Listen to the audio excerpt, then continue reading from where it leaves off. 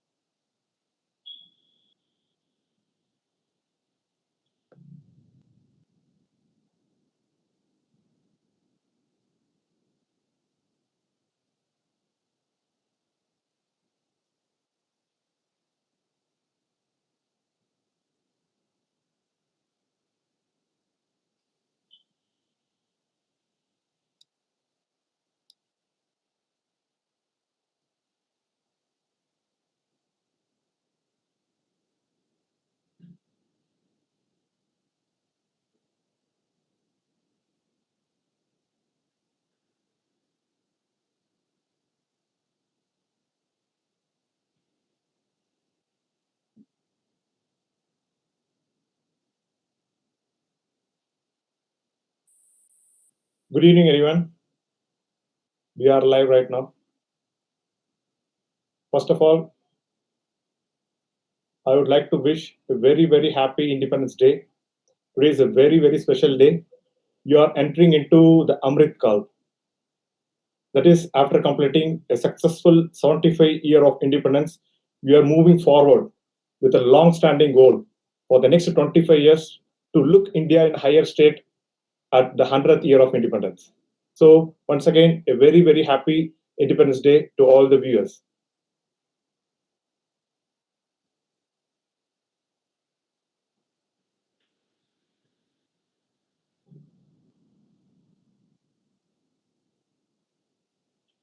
The real motive of the session is to give you hope that for whatever rank you have got more after the eligibility, it is possible to take a design branch.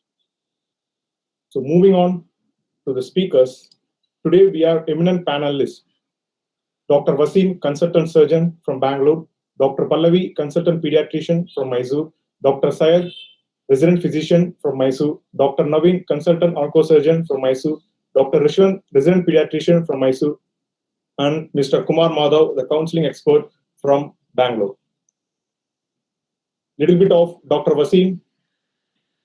Dr. Wasim is a life member of ASI, Association Surgeon of India, Indian Medical Association, Indian Association of Trauma and Critical Care, Association of Minimal Access Surgeons, Association of Colorectal Surgeons of India, and Association of DNB Doctors. And he has published more than 10 posters and 5 publications in international journals. Moving on to next, Dr. Pallavi Madam is a pediatrician. She is a life member of IMA and from Indian Academy of Paediatrics. Next is Dr. Syed Samila Hussaini, is from DNB General Medicine Resident, and is also an active member of DNB Doctors Association. Next is Dr. Naveen S, who is a super specialist oncosurgeon, who is a life member of Association Surgeons of India, Association of Minimal Access Surgeons, and Indian Association of Gastrointestinal Endosurgeons. And he has published various national and international papers and posters. So then, importantly, Mr. Kumar Madhav, who is a counseling expert for the last 10 years, he had guided thousands of students for both the All India and state quota. So quickly, moving on to the agenda of today's session, we will look a brief highlight about. Then we go for last year with this year trend. This will be very, very informative for you. We will be detailedly discussing about the rank, bond detail, stipend, both state-wise as well as institute-specific. I would call upon Mr. Kumar Madhavji in his views on the scheduling of the timelines of this year's session, because last year we had a lengthy session and so much in between problems. So addressing that, MCC has made a very pakka timeline this time. So what is your take on this? I actually like this year MCC, they did a wonderful job that they are supposed to finish this counseling within 2 months. So if you'll see the dates and all, so it's going to be start from like the 1st of the September and hardly like if you see like if you're following like last year data and all, then like the dates they may change the date, they may increase because of some technical issue, some technical problem. They usually used to increase the date, but it won't exceed like max to max. They'll give some 10-15 days extra. So mostly end of the October or November first week, they are supposed to complete the counseling procedure. So, like as we know that counseling is about these are the tentative dates. So, like one court case is going on, like regarding that EWS and all. So, and one more important thing regarding NMC bill. Even I've seen like lots of messages I'm getting regarding NMC bill implementation. So there is no such updates regarding NMC bill. So maybe NMC bill is coming or not, but it's very difficult to apply within this 15-14 days time period. So I don't think so. NMC bill will come this year. If it's coming, then counseling may get delayed. Okay, so can't say just about to that. give, Like lots of court cases are going on. Even that Madras High Court case is going on. So lots of like deemed university and private colleges, they are ready to go to the court. So if NMC bill is coming, then be sure counseling dates may vary. okay, so can you just briefly say in a percentage, what is the probability that this counseling might be delayed or might not be delayed? Because that might be very much useful for the aspirants. Counseling might not get delayed. Okay. I guess like counseling is supposed to start from 1st of the September. Yeah, the choice filling is from 2nd September to 5th September. So almost 99% will go on the days. Yes. Yeah, maybe the processing and Because of reporting like time might maybe sometime vary. whatever some technical, because of some technical issue and all, they may extend 1 day, not more than that. Okay, nice. So the round 1 is okay. The round 2 also similarly all the dates are published. Round 2 and even the mop-up round you can see in the screen. So is there any comment on this? Because in between seat addition deletion might also happen. No, like even I have been like watching this NMC website from so long. Okay. So I have seen lots of seats are going to be increased this year, and seat matrix will get 1 day before or else like 1st of September till 1st of September we'll get the seat matrix and all. And there will be some positive impact this year in round 1 and round 2. Right. So the round 2 is probably choice filling is scheduled from 19th to 22nd. Yes. Then the mop-up is being scheduled from 7th October to 10th October. Followed by that, we will be having on stray round. Yes. So I think everyone will be clear about. There is no change in this registration rule. Last year also, like candidate, they can apply in round 1, round 2, or mop-up round. And in stray vacancy, there is no fresh registration. Okay. Like whatever choice filling we are doing in that mop-up round, same choices will be logged and carry forward for stray round. Yeah, that is a very, very important point. So need not much break the head on the last stray round. It is same as the top 3 rounds. So the aspirant should concentrate on the first 2 rounds followed by the mop-up one if they not get the desired branch. So we are hardly having just 15 days to be proper exactly. Right time to have a brief session to discuss all the things. Already we have got much feedback. Happy to hear that the session 1 reached more than 5,000 people and it has tremendously impacted and cleared all their doubts. Moving forward, we'll go exactly how to choose the right branch. 90% of the aspirants would have already settled with the mindset of what branch they want to enter. It would be a dream branch right from even entering their MBBS. So, but as an expert, Dr. Wasim, Dr. Pallavi, and even Madhavji and other few doctors also likely to join shortly, your experience on choosing the right branch, whether the aspirants have channelized themselves to grow across these parameters to finally achieve that branch in their mind. Just a brief switch now. Over to you, Dr. Wasim. Yeah, Dr. Shiv. Good evening, everyone. First of all, congratulations and happy Independence Day. So we are on an Independence Day. We are discussing about a very important session today. Congratulations for clearing your NEET PG. And see, the question here is choosing about the branch. So basically, choosing a branch is broadly classified. How generalized the students classify it as? They classify it as a clinical and a non-clinical branch. Okay. So even in the clinical branch, they are again dividing it into surgical and non-surgical branches.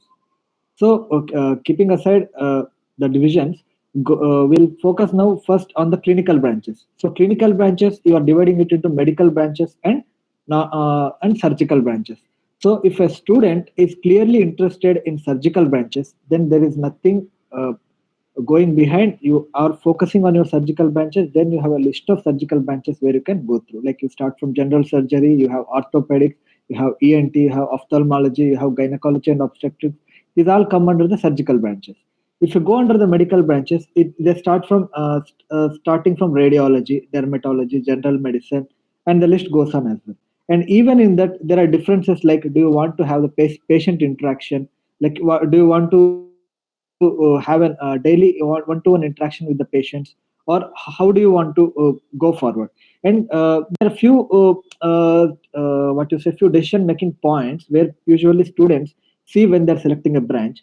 So like what are the career prospects after they take the branch? So that is one thing is very important. Then how are they going to cope up with the working environment or the work style of the specific branch? See, a surgeon have to be available 24 hours a day.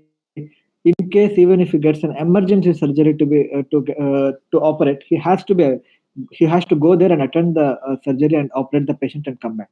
So there are few branches where there will be less emergency cases. There will be even no emergency cases, where the doctors with the specific specialty will be attending the OPDs and they will be moving forward.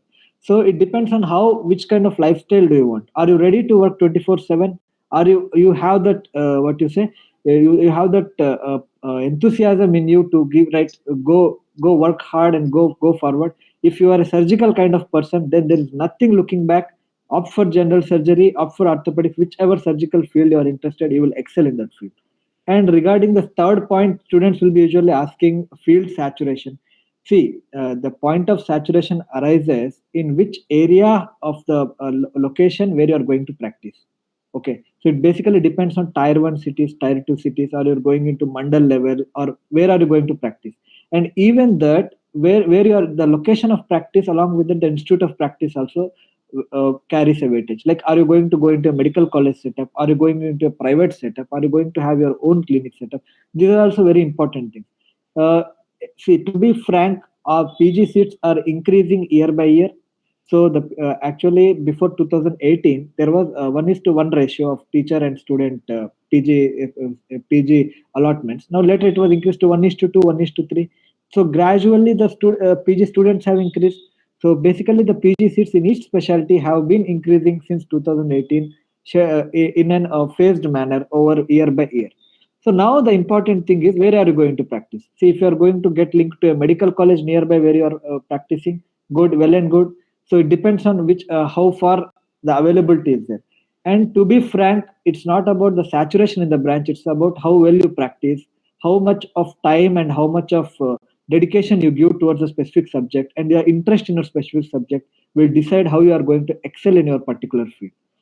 And regarding the practice location, the end branches. So the end branches like MD Pediatrics or end branches like radiology, dermatology. So when there are the end branches, these people can excel in any part of the cities. Like, can it be tier 1 city, tier 2 city, or a mandal, wherever they can have a good set of practice. But when it comes to a branches where they require super specialty in the further career, like you take general surgery, there are options in super specialty like neurosurgery, cardiothoracic surgery, urology, gastrointestinal surgery. So at that point of time, it becomes an essential point that if you are going to practice in a tier 1 city, or if you are going to be in a metropolitan city, it's very important that if you are a super specialist, you will be having a better scope of practice in that particular area. But if you are practicing in a mandal setup, or practicing in a tier 2 city or town setup, then even having an MS general surgery and should be sufficient. So you can excel there. You can do fellowships later, and you can excel there. Same happens with MD general medicine as well. Yeah, and is there any involvement of the family background? Yeah, absolutely. So the point here is family background support. Surgical setup, you want to set up a surgical setup, there is a lot of investment goes into bringing a surgical setup. As you see now, the paradigm is mostly shifting towards minimal access surgery. So if you are going to practice surgery even in a tier 2 city or a mandal, your hospital, if you are building a hospital, having a laparoscopic unit with you is a very, very important thing in the present scenario. So the investment and what you say, the family background, wherever the financial background is also important. So that we will be discussing further, like how or see every branch will be having its positive and negative. But the point is how well you take it forward is very important. So basically, to generalize, having a surgical setup will cost you more.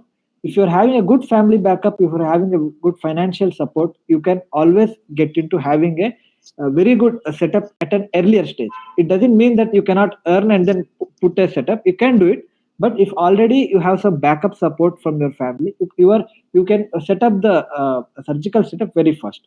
It goes in contrast, like in general medicine setup also you can have a setup, but the cost will be minimum, and the cost rises, and the financial support and family background is very important when you are going to set up an ICU setup in medical setup.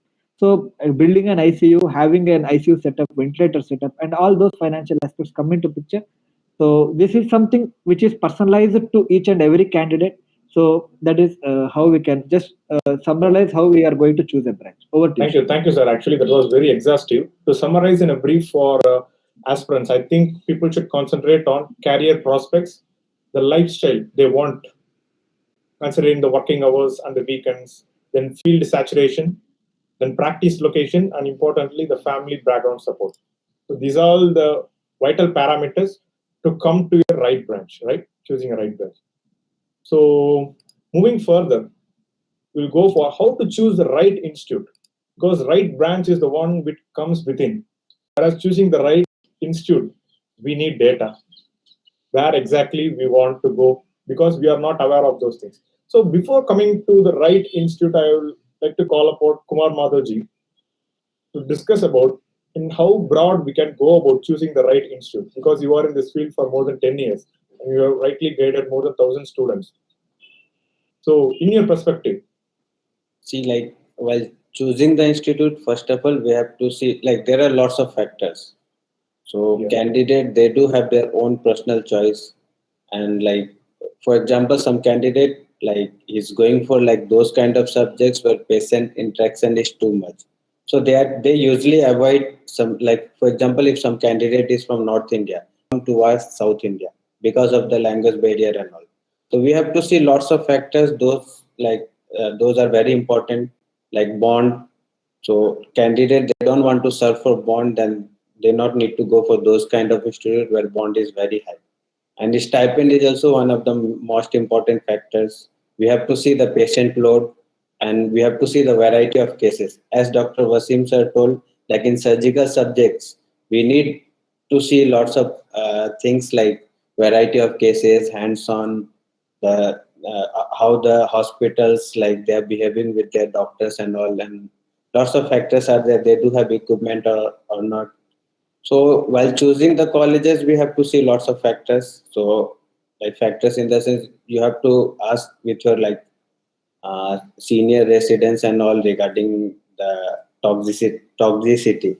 So these days, like lots of doctors, they are very much like uh, they are very much confused which college to choose. They don't want to go for high workload colleges. They just want to go for less workload.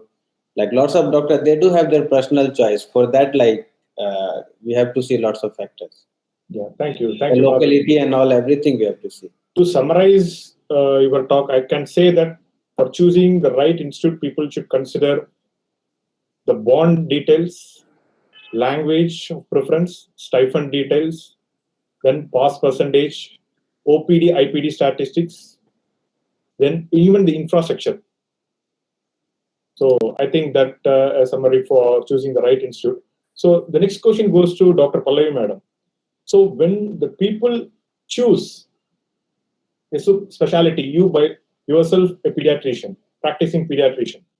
So when you are trying to choose one particular subject priorly in the counseling process, not in the duration of this 3 years of course or 6 year course, whatever it is, DNB 6 years. So what we should consider post PG. Let us suppose the productive lifespan of doctor is 30 years after completing their PG. So if you want to classify them as each decade, the first decade, second decade, and third decade, post PG. So what would be the parameters to address? Because the people would already choose the subject, they would already choose the specific institute, but they should be sure whether their productive part of medical career will be as good as that, whether they have considered those parameters to be implemented in the early part of life right now. So because just to be frank and open, even the government of India is budgeting in such a way for the next 25 years of Amrit Kal planning is being done. So whenever we approach an important, very important step, that too like a career guidance, we definitely need those parameters also to be considered in the early phase of choosing the career or right branch or an institute. So your take on that, madam. Good evening, everyone. Wish you all happy Independence Day. I really wish this Independence Day will give you independence from all the doubts and confusions and also your period of PG preparation. As Dr. Sridhar said, like all of you are doctors now. So you'll have already have a doctor as a prefix. But from now on, what specialty you choose, the decision you take in another 1 month or so, that will define your future. That is the degree that you'll carry your lifelong. So basically, while choosing a subject, the main thing is like, how is your personality type? Like as Dr. Wasim said, if you're ready to take up emergencies, or if you just want to well balance work life and also the family life, or you are ready to only for the OPD cases, or if you are now itself, if you are interested in the super specialty courses, and how long you can stay away from your home, and how is your family support, because the point which is important to you may not be that priority for the other person having this very next rank or something like that. So you should choose your subject or branch. It is like totally personalized to you. Just because you have got a good rank, just because in the last year the guy with the same rank has taken the top subjects or top clinical branches, it is like you need not have to take the same subject, because there are few subjects like radiology, pathology and anesthesia, to name a few. These are all like dependent branches. So you will be dependent upon the other subjects. If you are okay with that, you take it, because just because you've got a very good rank, it is not like you have to take up radiology unless until you are interested. So basically, you decide what you are interested in. That is one thing. And also there are few states and few colleges that we will discuss in the further in this session later. The bond details, the stipend, because 3 years is not a short period that you have to support yourself and a family. So all those things you need to consider and then take up a branch. And I would like to tell that all of you people, you can plan the super specialty thing from now only. If you are this thing, especially if you're taking up such subjects like surgery and all, or if you're planning for direct 6-year DNB courses, because few subjects like pediatric medicine, OBG, you need not have to do super specialty. But few subjects now, the competition is such like super specialty, it is like just like your NEET PG, it is like NEET SS exam. That is like it has become. So all these things like your personality type, how much time you can give, your family support, all these things you need to consider, and then you need to choose a subject. This is I would like to tell. Yeah. So briefly about the post PG life, the 3 decades. So can you suggest few subjects which the career wise easy to settle in the first decade or the second decade, or it might even take a third decade to settle?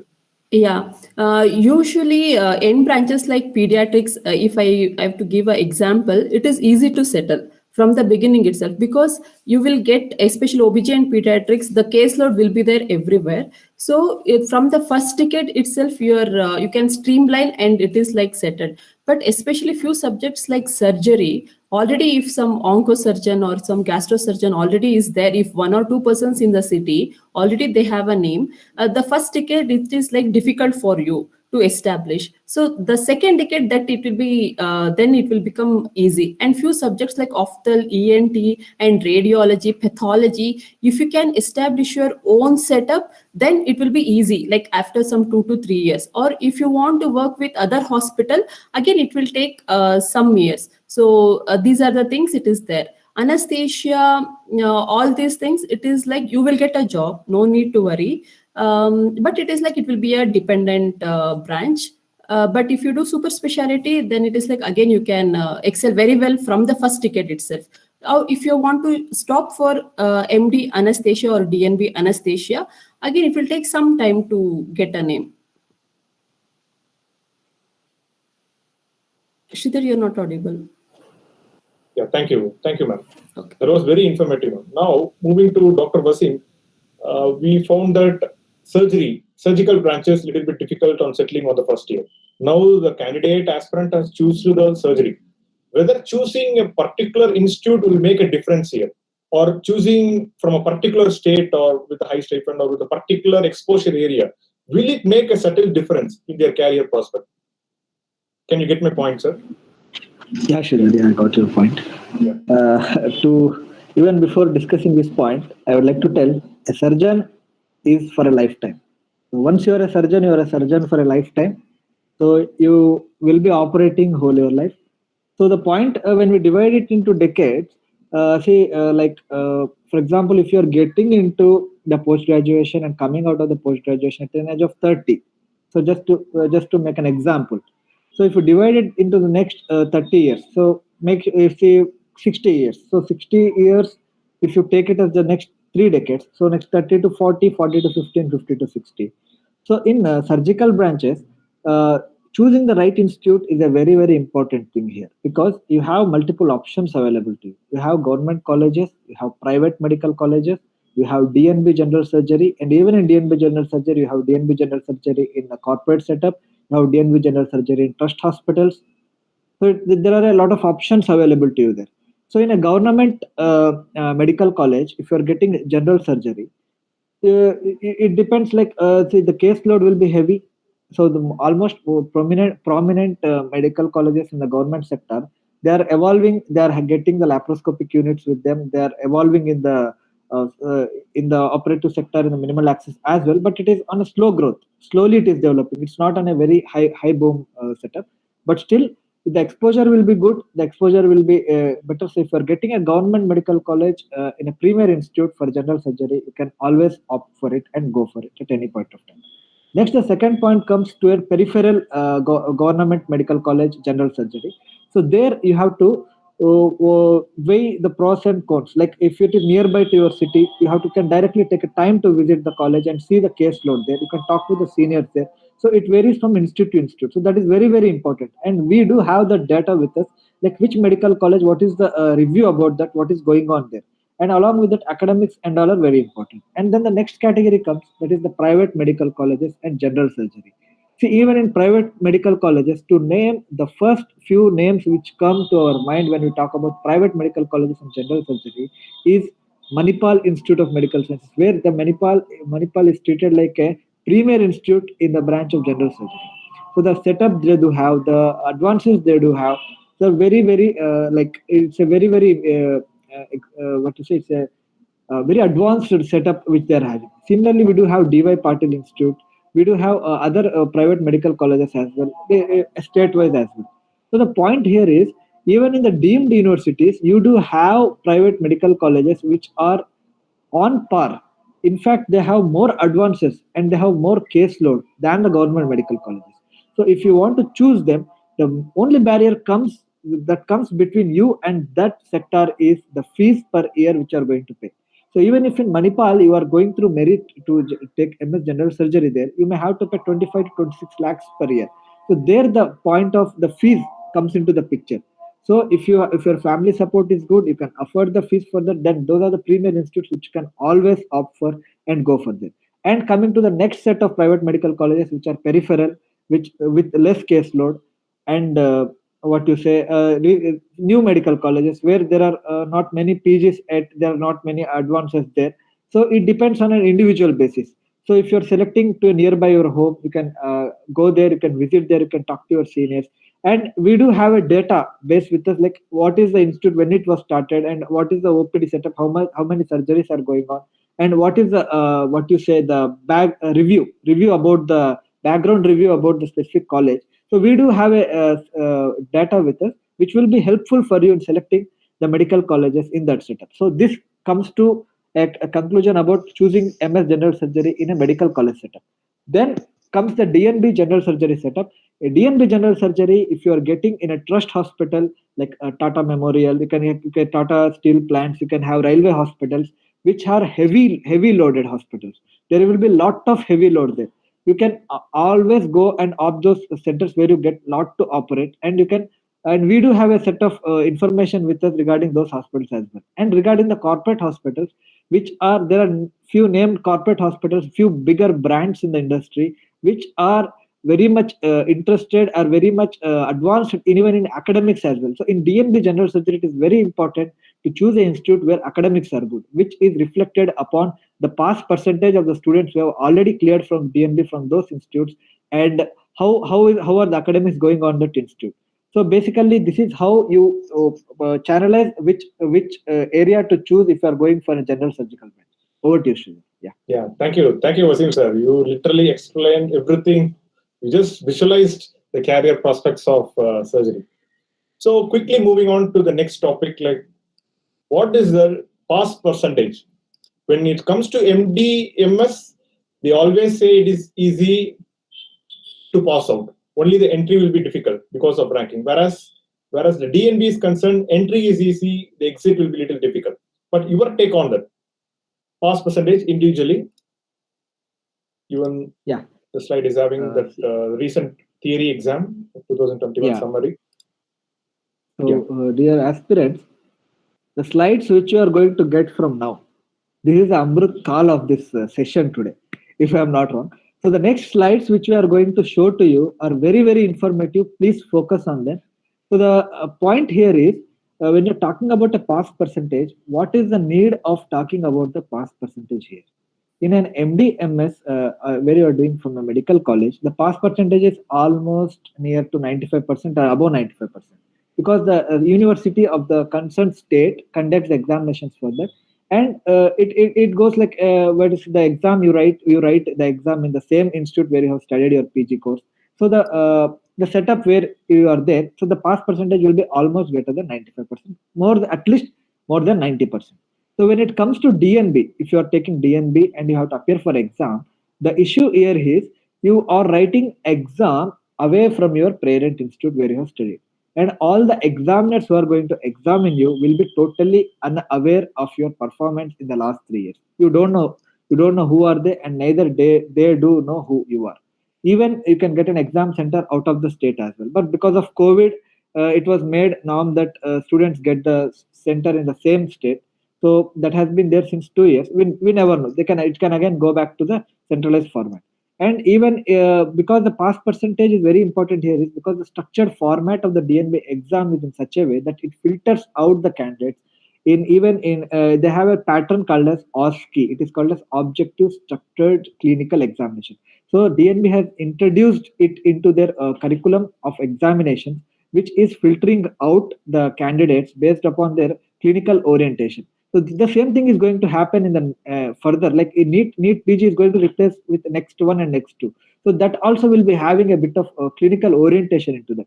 So that thing has already been started by NBE. So National Board of Examination has already knows how to frame the questions, how to stratify the students, how to filter the students based on their knowledge in the clinical aspect. So here you can see in this table, it's a very important table. If you can zoom there and see the major branches, you can see that. So this is a document which was given by National Board of Examinations under RTI Act. So here you can see the main branches there. First you can see anesthesiology. The pass percentage is around 85%. So the few branches like anesthesia and few branches like gynecology and all, there the pass percentage is good. This is a theory aspect. Okay, and we do have practical aspect as well, where the pass percentage varies from 60% to 70%. So it means that if 100 students are going to write an examination, only 60% to 70% are going to clear in that particular session. See, if the student fails in that exam, he gets another chance to appear in the exam within the next 3 to 4 months. So there will be a schedule of another examination, session happening within 3 to 4 months. So for that particular session, only 60 to 70% of candidates are passing that examination, because it is a tougher examination. To clear the examination, it depends on how you perform based on the factors which have been laid by the National Board of Examination. So here you can see, if I'm not wrong, you can see here general medicine, it is around 6%, general surgery around 64%. So the pass percentage is ranging between for the major subjects, it's ranging between 50 to 60 to 70%. So it's going there. So we do have a table here. You can read out, you can go through the subjects. What is your favorite subject? You can look at the pass percentage of this is of December 2021 session. This is the latest session. So here you can see how the pass percentage is going on. Over to you, Sridhar. Yeah. Thank you, sir. So coming to the medical subjects, first we start with pediatrics. Madam's opinion on the pass percentage, both theory and practical. Yeah, Sridhar. In the last year data, in the pediatrics, it is 62%, 62.5 to be precise. That is the passing percentage in the theory. Like Dr. Wasim said, if 100 members have appeared, like 62 would have cleared in that attempt. And again, the pediatric practical percentage, that is different. So out of these 62 members who and all have cleared, they will appear for the practical exams. In that, how many members would have cleared, that will tell you the practical percentage of the pediatrics. So basically, as Dr. Wasim said, last 2 years, it is conducted like both theory and practicals, both are in the same state because of the COVID thing, and we never know when it going to change. And also OSCE thing, it is there in the DNB pediatrics from the before, but the because of the COVID, this OSCE pattern was introduced to other subjects like OBG. They did not have OSCE pattern from the before in DNB, but because of the COVID, even they got to introduce the OSCE pattern for them. OSCE, it is like do or die. If you know, you will get. If you don't know, you cannot get. So that is like, but it is good only. It is like a correlation between your theory knowledge and the clinical knowledge. That will be, especially the OSCE thing is very, it is there only in the DNB thing. It is not there in the MDMS. So that will, especially the OSCE will affect you in the practical passing percentage. That is the thing. Thank you, ma'am. Thank you so much. Yeah. So one of the queries we received in the chat box. Most of the queries we are trying to address then and there only. But one peculiar question, like what is the disadvantage of taking DNB in the institute which is having less than 500 beds? Already this was explained very detailed way in the session 1, but still, shortly I would like to call upon Dr. Wasim to discuss about that because it is connected to the future. So kindly unmute and discuss. Yeah, I'm audible now. Yeah. See, the burning question, this is one of the burning questions which students ask when they are going to select about the DNB Institute is, how do we even know how many number of beds are there in institute? So we do have that data with us. So we know which institutes are having less than 500 bed, which are having more than 500 bed as well. So the point here is, if you are doing a DNB from a hospital with less than 500 bed, the main disadvantage you are going to have there is, if you want to go into a medical college as a faculty, the point here is you need to do an extra year of senior residency to be eligible for the post of assistant professor. So that is the main disadvantage. So you have to do 1 year extra senior residency in a medical college before becoming assistant professor.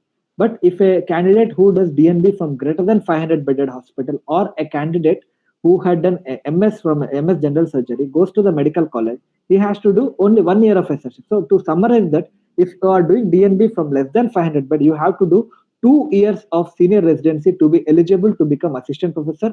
And if a candidate who has done DNB from greater than 500 bed hospital and MS general surgery, if they do 1 year of SRship, they are eligible for a post of assistant professor. This is regarding the medical college setup. Regarding the clinical setup, if you are going to practice, there is no difference. It doesn't matter whether you have done DNB from less than 500 bed or greater than 500 bed. There is no difference at all. Even the difference doesn't matter when you are applying for a super specialty subject. So even if you are applying for a super specialty subject or NEET super specialty, it doesn't matter whether you have done a DNB from a less than 500 bed or greater than 500 bed in hospital. Over to you, Sridhar. Yeah, thank you, sir. Thank you very much, sir. Next, we are moving to the very, very important statistics data. That is like cutoff for individual subjects. So we will compare the cutoff with the last year with this year trend. Whatever the data appearing in the screen is from the prior year. But I would like to call upon Madhavji as well to give a predictive ranking, end cutoff, upper limit value for each subjects, preferably major ones, in the upcoming year. Yeah. We'll start with like radio diagnosis.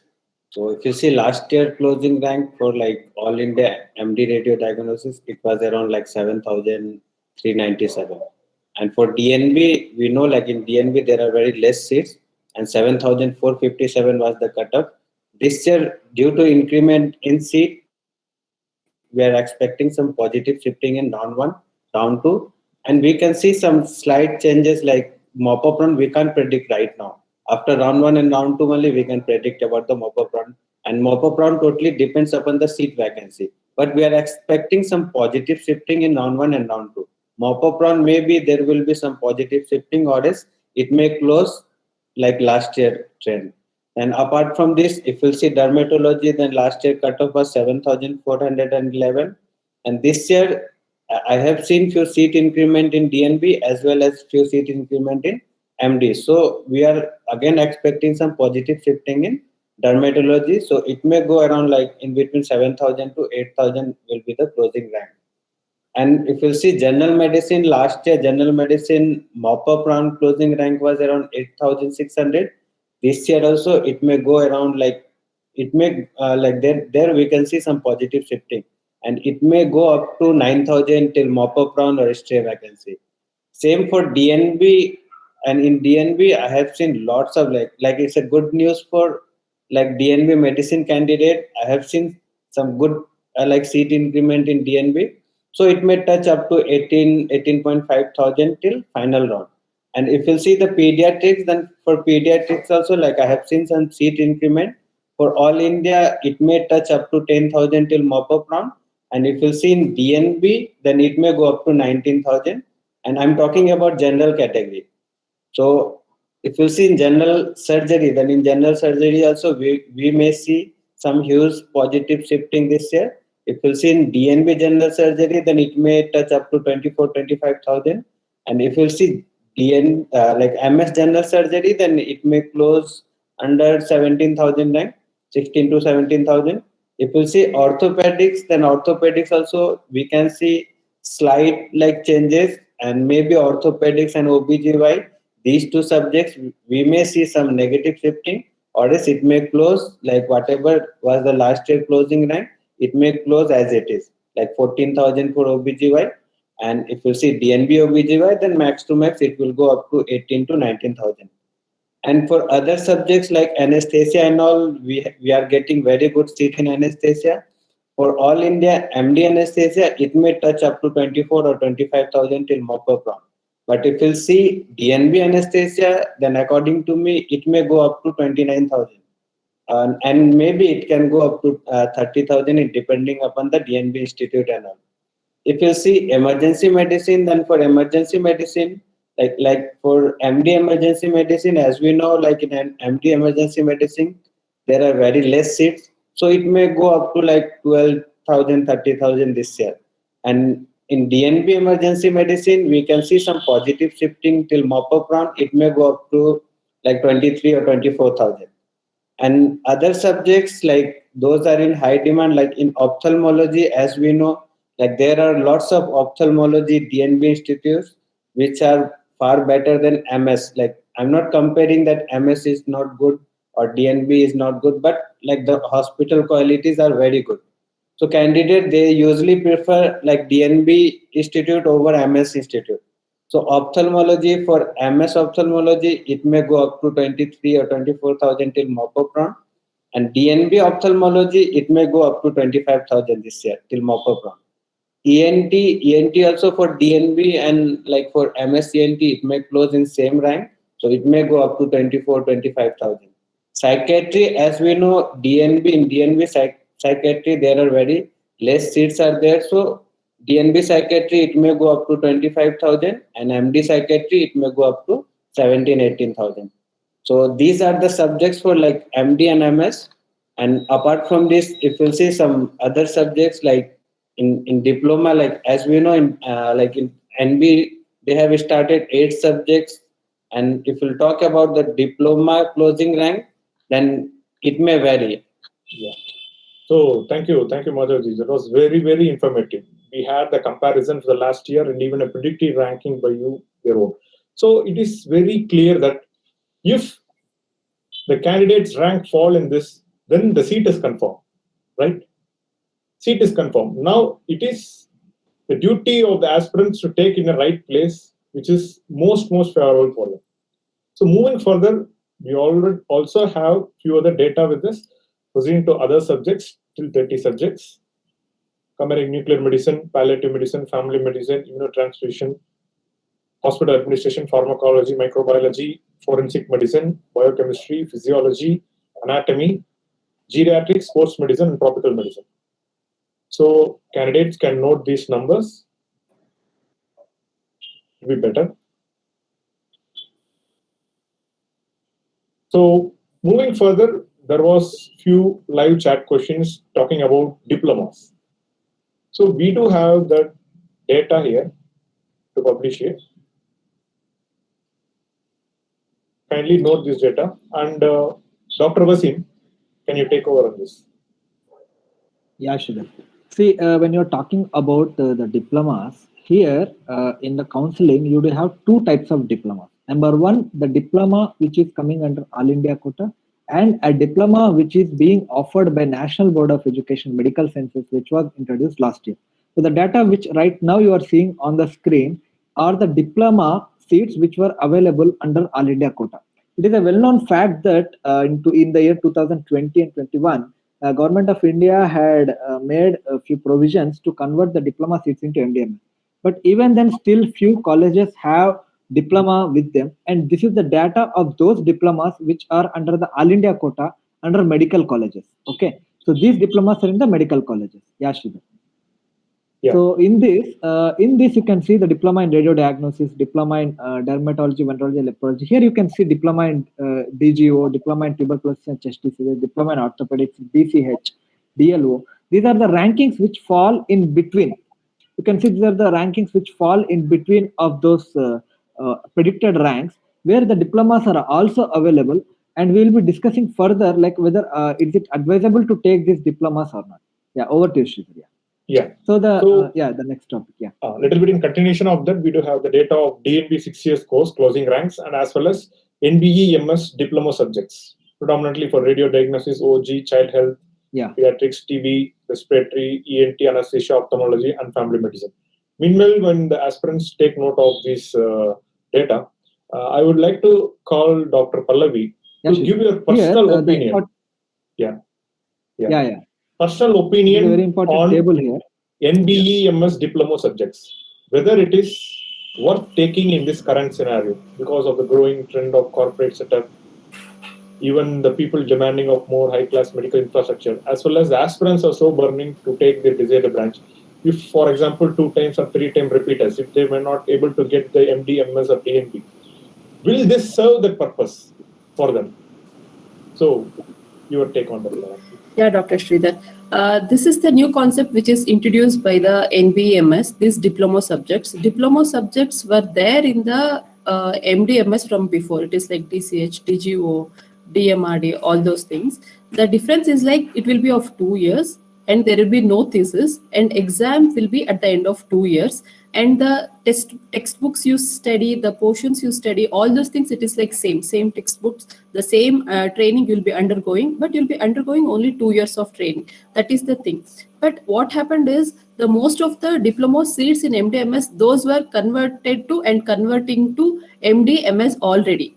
In the NBMS diploma, which is being introduced from the last year, we can see like diploma radio diagnosis. It is like it has gone up to 16,000. These diploma seats, it is there in government hospitals also from the NBMS and also in the corporate hospitals. So when to choose the diploma NBMS means like always first is go for 3 years course only.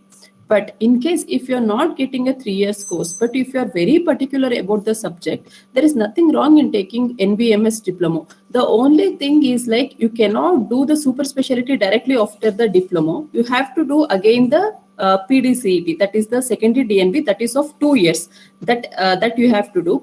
But you can do all the fellowships after the diploma, NBMS diploma. Now currently it is there in these 8 subjects. You can do the fellowships. You can practice in the corporate hospital. You can set up your own hospital, own setup. You can practice there.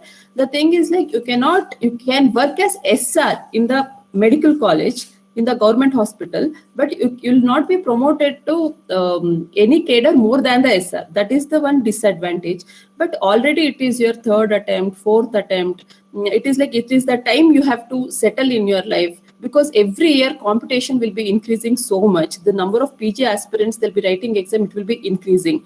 So if you're getting your dream branch, even if it is NBE diploma, you can take, I think. But for that, you need to know the college infrastructure, how is the hospital, stipend, all those things. All those data we do have, that will be telling in our personalized sessions.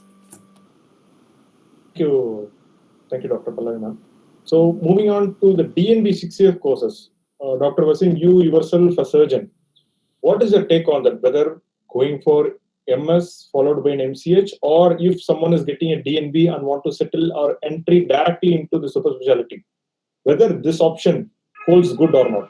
Because in general, MS general surgery in a good institute stops by around 12 to 15,000. But whereas the DNB 6 years courses goes till 25,000 roughly. Your take on that DNB 6 years courses? Yeah, absolutely. It's a very good question, Sridhar.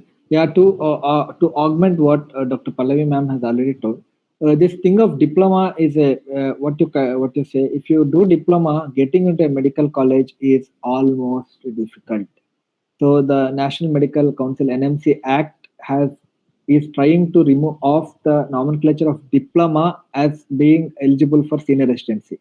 So the point is, now it's going to get difficult for you to enter into a medical college with a diploma. So the only way you can enter into the with medical college as a diploma is if you do post diploma, you get a DNB, then you can enter into a medical college as a senior resident, and then from there on the hierarchy continues. Okay. So now coming to the main question here. So selecting DNB 6-year courses, the very, very important point here is you need to have a clear-cut vision whether you want to become a neurosurgeon, you want to become a plastic surgeon, you want to become a pediatric surgeon, or you want to become a cardiothoracic vascular surgeon. The point here is the course is exhaustively 6-year course. It doesn't mean that whole the 6 years you will be studying only neurosurgery. It means you will be studying general surgery for the first 2 years. You will be writing DNB 6 years part 1 examination where you have to clear general surgery. Then you will be taken into the super specialty subject as well. So the point here is, if you are very clear about your super specialty, then you can take these branches, and you have to be motivated enough to be challenging enough to take these branches and continue in this prospect with a lot of motivation every single day. Second point, if you are even in a little confusion of what to take, what to do, it's better to avoid these branches, do general surgery, MS or DNB general surgery, and then sit down and think, or during the practice of your MS general surgery, DNB general surgery, the post-graduation period, you will be also having super specialty postings. So the field of interest or the branch of interest which is very interesting for you, that you can decide at the later point. So even if you're having a single bit of doubt regarding the super specialty thing, please don't get into these courses, because the very much disadvantage here is you get into the course, you join off, you report to the seat, and you come out, you will become even ineligible for the other seat for the next 6 years. So it is a very, very dangerous aspect. So if you are very sure of taking these branches, then these are excellent branches, because you need not write a separate exam. You need not write a super specialty exam to become a super specialist. Directly with what you say, it's a NEET PG only, you are going to become a super specialist. So like the same way happens in NIMHANS exam as well. You become an MCH neurosurgeon directly. The same way you do have 6 years DNB courses here, which you can aramse take if you are very much interested regarding that. And we do have data of the institutes which are good in the super specialty 6 years courses as well, and we will give our take on that. Yeah, over to you, Dr. Sridhar. Yeah, thank you, Wazir sir. That was very informative. The point, especially you told about forfeiting the seat after taking DNB 6 years, will be a problem. Will be a dire mistake, because we cannot directly enter back into the counseling process. So moving forward, we will discuss on the very important topic of bond details. So almost every single aspirant will have this question in their mind: getting via All India quota or state quota. So here we focused only on Aaq bond details. On the subsequent sessions, we will deal about the state things. So now going to Aaq bond details. First 18 states have been published. aspirants can note down this data, as well as Kumar Madhavji, your take on this. Yes, we'll start with like Andhra Pradesh. Yeah. So if some candidate they are joining through this like All India Quota Counselling, then there are few states which are no bond free state, and apart from this, there are lots of states they are asking to serve for a bond period, for a certain bond period, and there are some bond penalty and all. We do have those details as well. So we'll start from no bond state. So states like Andhra Pradesh, Haryana, Gujarat, New Delhi colleges, they don't have any bond. So if you'll see like 1 year bond states, then Punjab, Maharashtra, Madhya Pradesh, Telangana, Kerala kind of state, they're having 1 year bond status. And apart from this, if you see 2 years bond, then Punjab, Himachal Pradesh, Tamil Nadu, Uttar Pradesh, Chhattisgarh, Odisha, these kind of states, they are having 2 years bond. And recently, Rajasthan, they have made with, like they have came with some change in their bond. Before on paper, they're asking for 5 years, but this year onward, they are asking for 2 years bond. And apart from this, if you see states like West Bengal, Bihar, they do have like 3 years bond. Karnataka on paper, like they're asking for 3 years bond, but 1 year rural service is compulsory. And Assam, even they do have 10 years bond, but still they are not strict for this bond. And after 1 year, like they are releasing the candidate as per the review which we have collected from the past, like past candidates. So these are the state. And in Assam, like one more important thing is that if you are not taking the stipend, then there is no bond. Okay.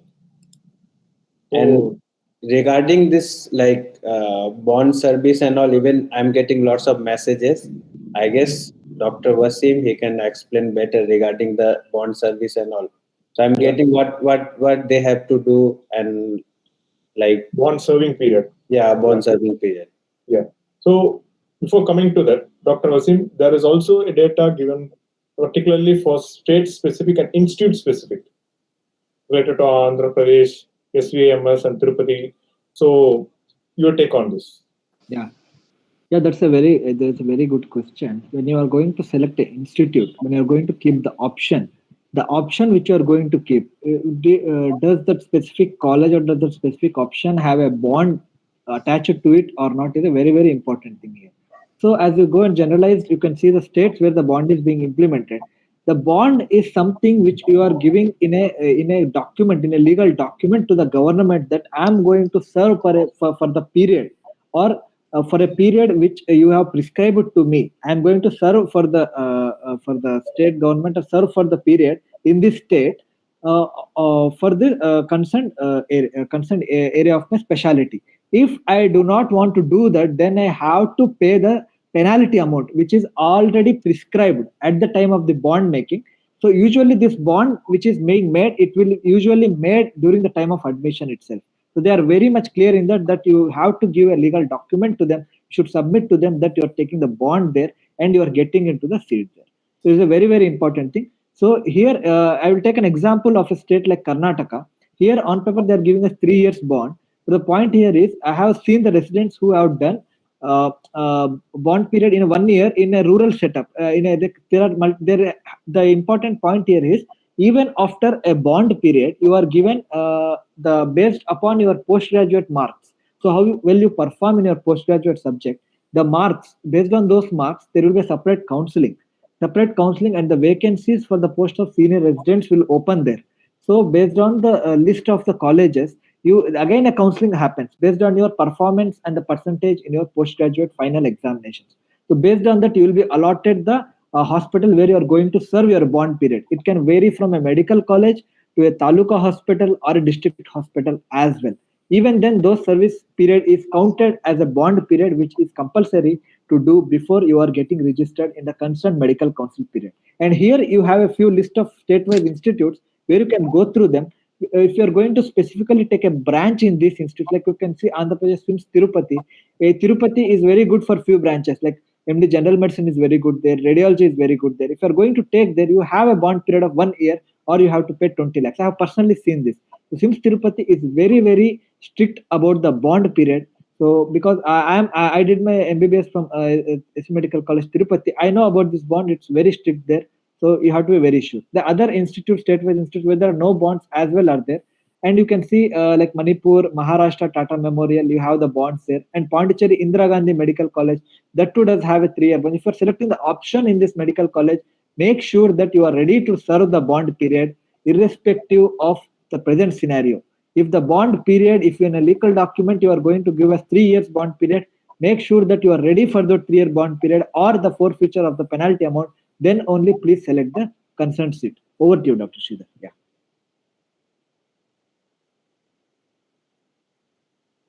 Thank you, Dr. Wasim. Yeah. Moving on to the ESIC details and Central University Institute details also. It is just projected in the screen. You could see that all the centralized institute, there is no bond. Kindly, aspirants can note this. Followed by this, we will go to a very important discussion. That is the stipend details. So literally everyone are concerned about the stipend details of particular states. So first 18 states have been projected in the screen. Candidates can note this. And apart from this, I would like to call Madhavji as well to discuss in detail about the stipend details. Yes. So let's start with the highest bond state. As we know, Delhi, they're paying the highest stipend. So apart from Delhi, if you see states like Haryana, Uttar Pradesh, even they are paying more than 90,000, 85 to 90,000, and on hand they are paying 80 plus K. So the candidate, whoever are worried about the stipend and all, because at this age, no one wants to be dependent on their parents and all. So before choosing the college, you have to see the stipend as well, and because there are few states like Tamil Nadu and all, they are just paying the basic stipend. So before choosing any college, you have to know about the stipend, and also we are having the list of colleges or a list of states, and these are the average stipend.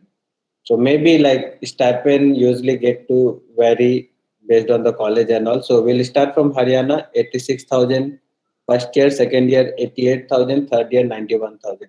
Uttar Pradesh 86,000 first year, second year 88,000, third year 91,000. Gujarat first year 84,000 per month, second year 85,000 per month, third year 87,000 per month. Rajasthan 73,000 first year, second year 77, third year 80,000. Bihar 68,000 first year, second year 75, third year 82,000. Maharashtra, in Maharashtra also few institutes are there. These are the average stipend details. Few institute they used to pay very good stipend. Few institute they used to pay below this also. So thank you, Madhavji. The rest of the data aspirants can coordinate. And one more burning question we are getting in our chat box. Dr. Wasim sir, whether DNB also have bond, that is one thing.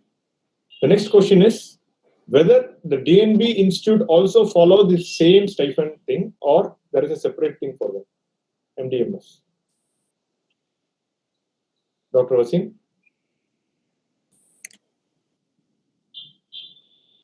Yeah, I think it's a technical issue.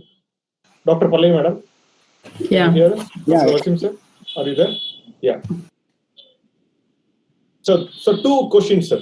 Whether do DNB also See, have that's a bond? very good question. Whether DNB has a bond or not. Yeah, Sridhar, am I audible? Yeah, audible, sir. Hello? Yeah, sir, audible. Dr. Sridhar, am I audible? Yeah, audible, sir. Please go ahead.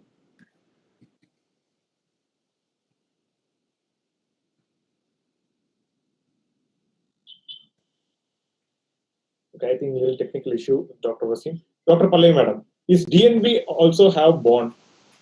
Or the stipend? Yeah. Coming to the DNB stipend, NBE, it has made a rule, it has set a basic stipend. Either you have to get your basic stipend that is being set by NBE or the state stipend, whichever is higher.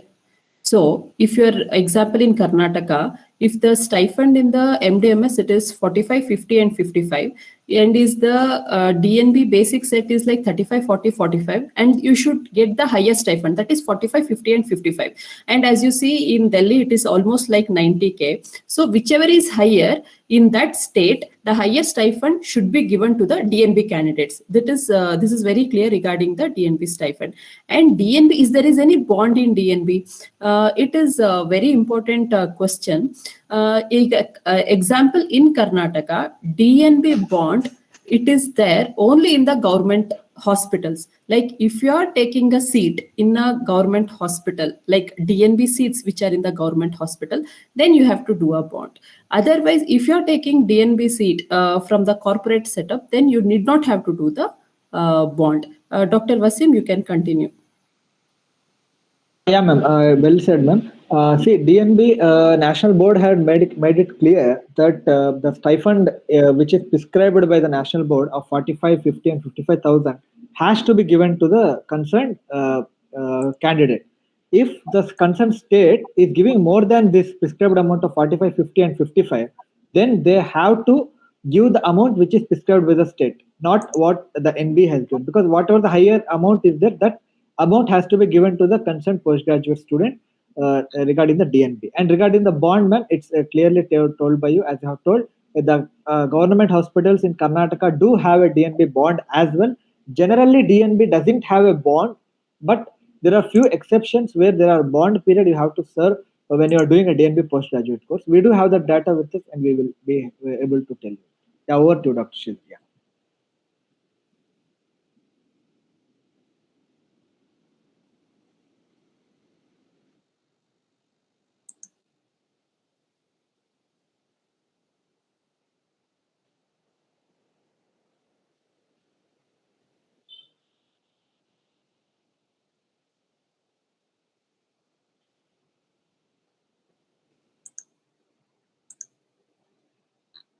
Hello, Dr. Sridhar, are you audible? Yeah. Can you hear me? Yeah, Dr. Sridhar, you can go ahead. Yeah. Thank you. So almost we have come to the end of the discussion. It is more than 1 hour. The busy schedule, the doctors are there. So moving directly to the premium package. Actually, details. I want to add one more thing, Dr. Sridhar, of what Dr. Wasim and Dr. Pallavi had told. It's about the bond details. They have told everything perfectly, and about the stipend also, where they have mentioned that there is a minimum set amount that is prescribed by the NBE, and then the state, and whichever is higher should be given to the students. But in some institutes, there is a discrepancy where they also give their own stipend, like some hospitals in Delhi, some hospitals in Bangalore. To mention a few, in Bangalore, there is a Rainbow Hospital where they give their own stipend, and mind you, it is not less than the prescribed amount that of the NBE. So they will give leverage to the institutes. The NBE gives a leverage to the institute to give their own stipend.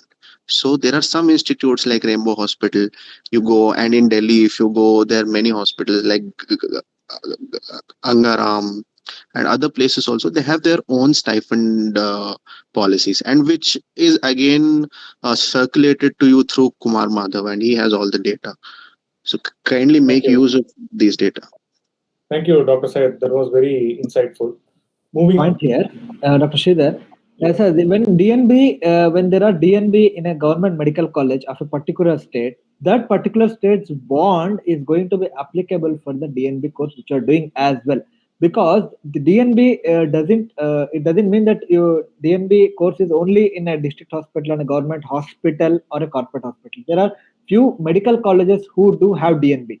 So they do have a bond as well. If you are selecting a DNB from a medical college, make sure that whether that medical college is having a bond period or not. Yeah, over to Dr. Shi. Yeah, thank you, Dr. Wasim, sir. So we are running short of time. Meanwhile, we are getting so many questions over in the chat box as well, related to diploma, NBE, MS, those things. So for this, to give a specialized guidance, NEET Predictor team have designed a specific premium packages, which the features you can see on the slides. And Mr. Madhavji, you can explain that. To have one-on-one guidance sessions. Yeah. So we do have premium package as well. So like how we are going to guide, let me explain about those things. First of all, based on the students rank, like place preferred and whatever subject they're preferring, based on that we are giving a mapping means it's a exact like idea like how you are going to approach the counseling and whatever are your strategies and whatever are the possible college options. And apart from like mapping strategy, this is the first stage. And in second stage, we are adding those like premium candidate to a group where we are sharing all those updates. And apart from this, we are directly interacting the candidate with the residents, whoever are working in some DNB Institute or some government medical college or private medical college. Even you can take the reviews from those candidates, whoever has taken from us. They can explain you nicely regarding the service, whatever we are giving. And apart from this, maximum time I'm trying to be available over phone, so they can call me till 2 o'clock, 3 o'clock night. And apart from this, we are also helping them in giving the reviews of all those medical college, included with the institute details like number of bed, whatever are the main important factors. We are trying to share all those data. And apart from this, we are sharing the bond details, stipend details, number of bed details, hands-on details, institute ranking, and all. And we do have a technical team. They are also assisting them for the registration process and all. And the main thing while doing the choice filling, we are giving the order of the college, order of the choice filling reference. Based on that, it will be easier for them to do the choice filling and to get into a best medical college.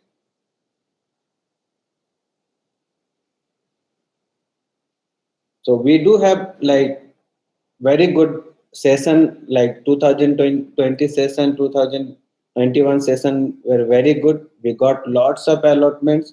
Like last year, we got around 500 allotment in medical PG, and maximum like doctors, they're happy with our service. Yeah, in the screen you could see the testimonials.